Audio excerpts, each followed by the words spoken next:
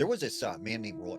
Now, Roy lived in North Carolina. He grew up in the Appalachian Mountains, and he was known around town as a moonshiner.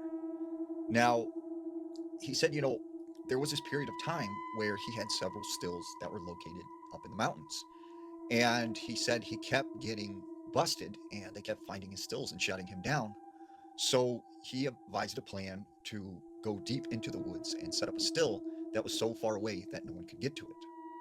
So Roy goes and talks to this Native American in town who he knows. And this man knew the area like really, really well. And Roy starts asking him, is there a spot that would be deep in the woods that would conceal like me setting up a still and stuff? He goes on to tell him, well, my people know of a place, and we do not go there. It's considered forbidden. And he said, there are bad things that happen there, but we cannot speak about it. But if you go there, no one will find you. It's about a 2 days hike, and I'll draw a map for you. But he said, you go at your own warning because I'm telling you there's bad things there. So Roy said, okay, you know what? It's fine. He gets a couple guys, and they set off to the spot in the mountains. First day, they're hiking through this thick brush, and everything's going good. The second day, he said they got to some like really, really thick brush, and you could hardly see, a couple feet in front of you. And so all of a sudden, they heard like a scurrying sound of something very large, like moving through the woods. And he said the whole day they were hiking out to the spot, they kept hearing the.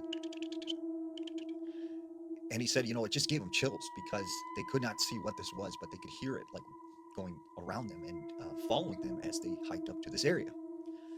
So they finally make it to the spot that they had drawn on the map. And one of the things that Roy noticed was there was this clearing. And within the clearing were these large holes that looked like they had been filled in with dirt. And he said he could tell something had been digging in this area, but whatever it was fairly large because these were like 3 foot, 4 foot wide. And he said all of a sudden they started to hear something moving through the woods. And he thought at the time it was like another person or something. Out of the woods comes a deer. And he said the deer seemed very skittish and kind of like scared and nervous as it walked through this clearing. And he said all of a sudden it went by one of these holes that was like filled in with dirt.